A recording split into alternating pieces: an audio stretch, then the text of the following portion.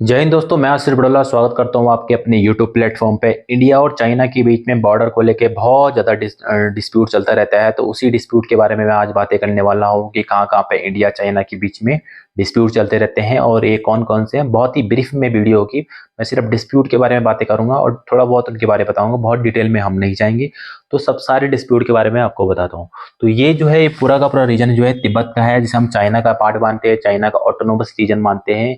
और तिब्बत से ही इंडिया की बॉर्डर कनेक्ट होती है और तिब्बत चाइना का पार्ट है, तो चाइना के साथ ऑटोमेटिकली हमारी बॉर्डर कनेक्ट हो जाती है। अगर तिब्बत इंडिपेंडेंट रहता तो हमारी चाइना के साथ कोई भी बॉर्डर कनेक्ट नहीं होती है। और इसी तिब्बत को लेके हमारी पूरी की पूरी चाइना के साथ डिस्प्यूट होते रहते हैं। तो जो तिब्बत है, तो चाइना की एक बहुत फेमस पॉलिसी है। चाइना बोलता है कि इस पाम फिंगर पॉलिसी बोलता है चाइना। तो ये बोलता है चाइना, इस हथेली को बोलता है, पाम में दोगे हथेली, तो इसको बोलता है कि अगर हमने तिब्बत हमारे पास है तो ये 5 जो उंगलियां हैं ये भी हमारे पास होनी चाहिए। और ये 5 उंगलियां किस किस को गिनाता है? सबसे पहले वो अरुणाचल प्रदेश को बोलता है, सिक्किम को बोलता है, उत्तराखंड को बोलता है, हिमाचल प्रदेश को बोलता है और नेक्स्ट बोलता है लद्दाख को। तो ये 5 उंगलियां भी हमारे पास होनी चाहिए। इस तरह से चाइना की जो पॉलिसी है, पाम फिंगर पॉलिसी, और इसी के थ्रू इन्हीं 5 जगह पर अरुणाचल प्रदेश, उत्तराखंड, हिमाचल प्रदेश और लद्दाख, सिक्किम, इन्हीं जगह पे चाइना डिस्प्यूट करता रहता है। तो सबसे पहले चाइना का डिस्प्यूट जो है अरुणाचल प्रदेश में रहता है। अरुणाचल प्रदेश से बहुत बड़ी, जो पूरे का पूरा अरुणाचल प्रदेश है, उसको चाइना क्लेम करता है कि ये हमारा टेरिटरी है, हमारी बाउंड्री है ये। तो इस तरह से पूरा का पूरा जो अरुणाचल प्रदेश है, इस तरह से यहाँ पे अरुणाचल प्रदेश। और यहाँ पे जो इंडिया की बॉर्डर लगती है, वो उस बॉर्डर का नाम है मैकमोहन लाइन।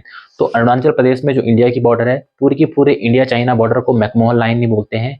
मैकमोहन लाइन जो बॉर्डर है, वो केवल अरुणाचल प्रदेश में ही है।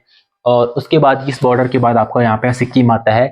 ये सिक्किम इंडिया के साथ भी बॉर्डर शेयर करता है, लेकिन इस पूरे के पूरे को तो बोलता है कि हमारा पार्ट है। लेकिन यहाँ पे वैसे ज्यादा डिस्प्यूट नहीं होते। एक डोकलाम प्लेटू है जो भूटान और सिक्किम और इंडिया के बीच में है, उसको लेके चाइना बहुत ज्यादा स्टैंड अप करता रहता है। 2021 के आसपास हमने देखा था, चाइना की आर्मी, इंडियन की आर्मी वहाँ पे, मिलिट्री वहाँ पे खड़ी रही थी और काफी 70-80 दिन के बाद वो डिस्प्यूट सॉल्व हो पाया।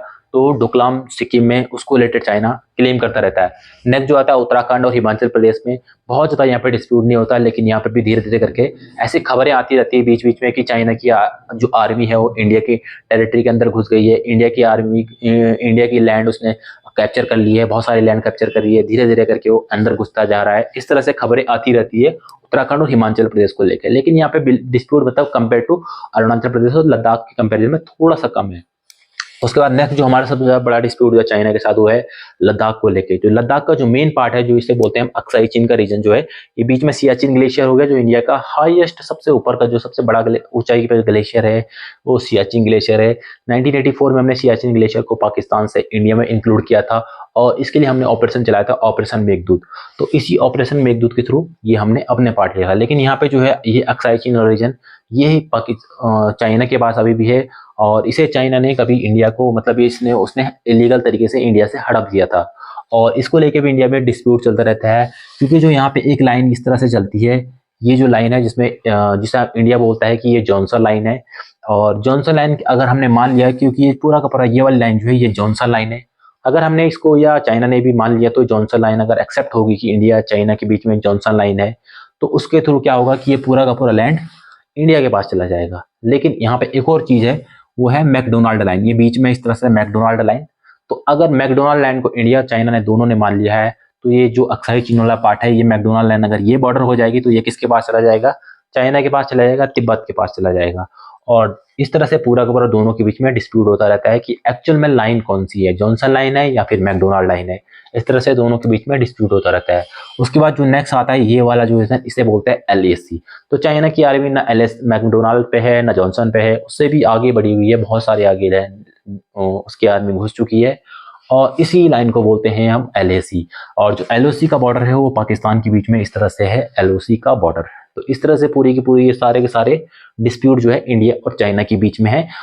इस तरह से, और जितनी भी चाइनीज आर्मी जो इनकर्जन करती रहती है या फिर इंडिया में घुसपैठ करती रहती है, वो इन्हीं इलाकों में करती रहती है। और चाइना की पॉलिसी रहती है कि डिस्प्यूट करो, लैंड बॉर्डर पे डिस्प्यूट करो, जितने ज्यादा डिस्प्यूट करेंगे उतनी ज्यादा दूसरी कंट्री प्रेशर में आएगी।